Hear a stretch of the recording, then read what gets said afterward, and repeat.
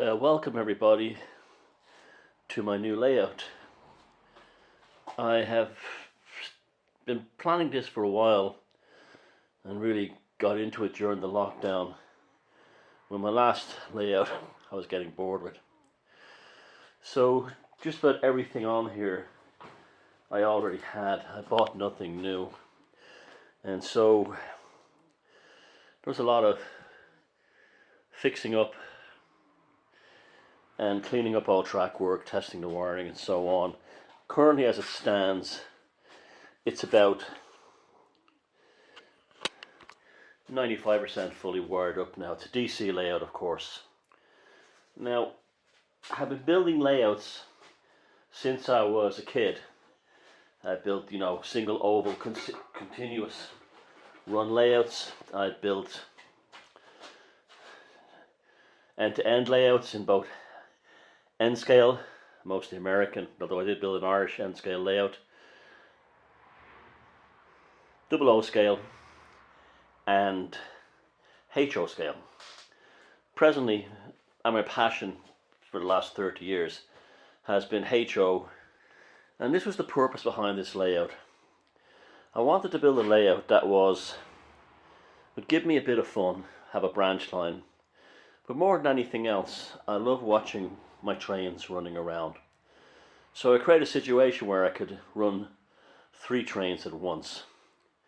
I got this idea from John's Amazing Trains channel. In fact, it was him, Oscar Paisley, Mr. Snooze and Double O Bill and a few others who made me really fall in love with the hobby again. I think the main reason for that was that I missed having a train set, and that's what this is. It's a glorified train set. Now, the idea is to sit here, watch the trains as they go around, and I can also do a bit of shunting. I have a few sidings, and I also have a very old Atlas turntable, which works like a dream. If anyone wants a cheap, inexpensive turntable that works all the time, this is it. This is way better than the Hornby one. Now it's a bit short for a lot of you British long steam locomotives, but I also learned things from other layouts. In my previous layouts I had the turntable in the middle here, and this layout is very large, and what I wanted was close to the control panel. I didn't want the turntable out of reach. I wanted to hear if anything went wrong with it, it could be fixed, and so on. It's controlled by an old Fleischmann controller, and it works beautifully. And the eagle eye of you may notice there's quite a lot of Triang Super 4 track. And here's the Super 4 here on the right, and Code 100 on the left. Now, why am I using Super 4? Well, apart from the points, which can be very problematic, and I kept kind of running a crossover there for heritage purposes, I'll show you that in a minute.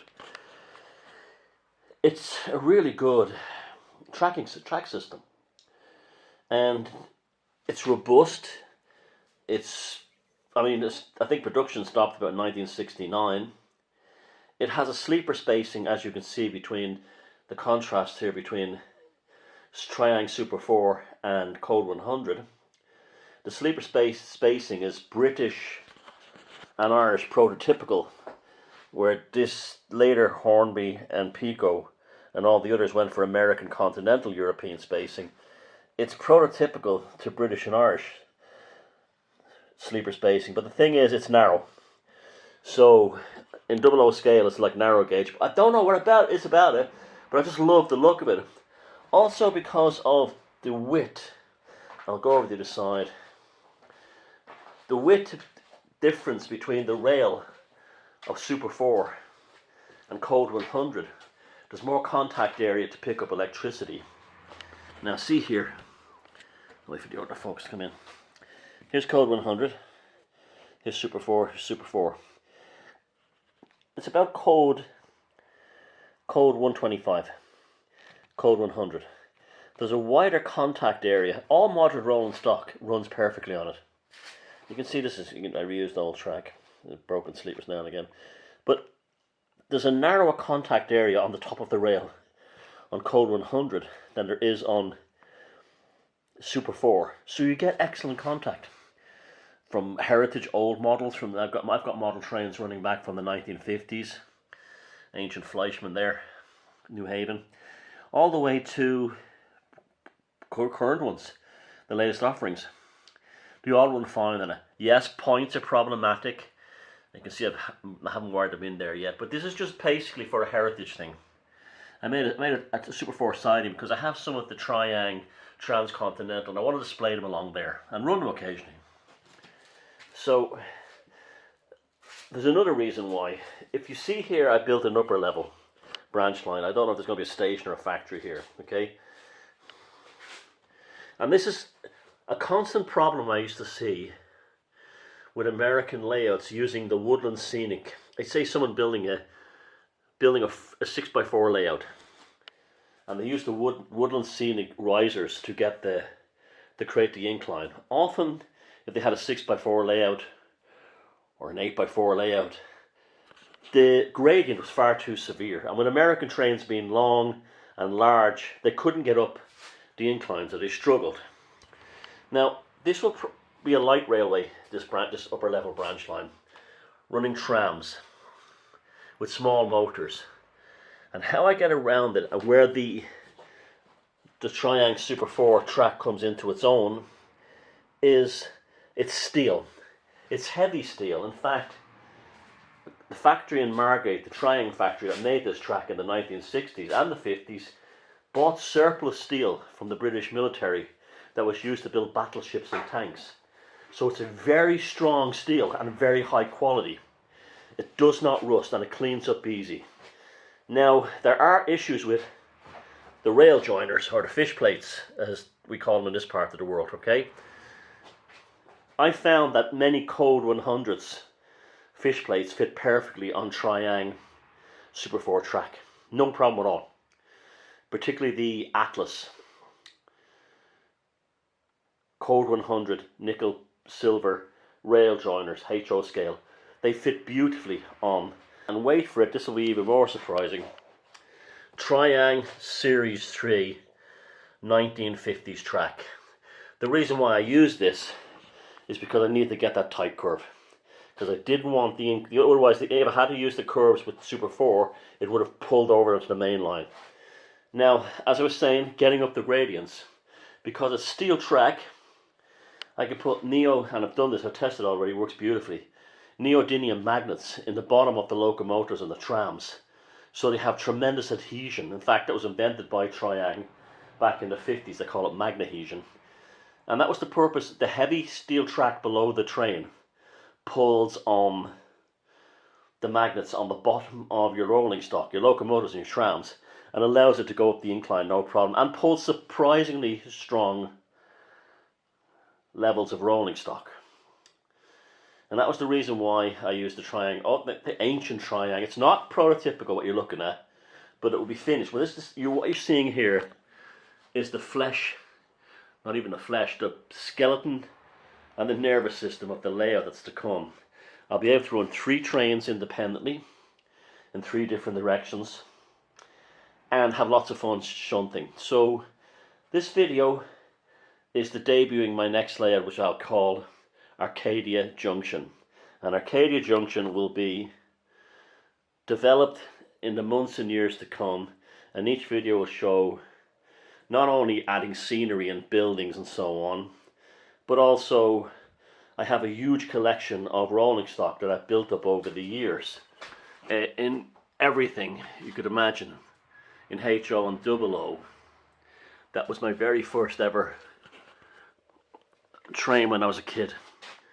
The Hornby class 08 British Rail 060 shunter. That started it all for me when I was 10, but probably younger, 8. And I have huge amounts of all kinds of rolling stock that's been pulled out of the attic for years, collected from fairs. And much of this doesn't work at the moment. So in the years to come, we'll be having fun kit bashing, repairing, restoring. Look at this. There's an old German shunter I tried to scratch build years ago. And there's an antique there for you. A Triang RDC. We'll be customizing them, bringing them up to date. I've got body shells galore, rolling stock galore. And so this is what we're going to do within this layout. We're going to have tons of fun building the layout, running sessions, repairing, upgrading, and giving a lot of love to locomotives, rolling stock that didn't get it in the past. Not necessarily by me, but I bought them out of job lots and stuff like that from people's houses. And tips for, I've got a sizable quantity of American, mostly northeastern roads. I've got a very large quantity of French HO, German HO, British double O, and Canadian HO, and bits and bobs of Eastern European stuff. I'm fascinated by scratch building, which I've done quite a bit of. You'll be doing that with me. And even more exotic railroads and rail systems. I was in Sri Lanka and a couple of years ago and ride the trains around the country. And it really was like something from the 1950s. Semaphore signals and all kinds of interesting rolling stock that look pretty easy to kit bash from American and European and British prototypes. We'll be doing things like that. And so, welcome and say hello to the birth of a new layout, Arcadia Junction.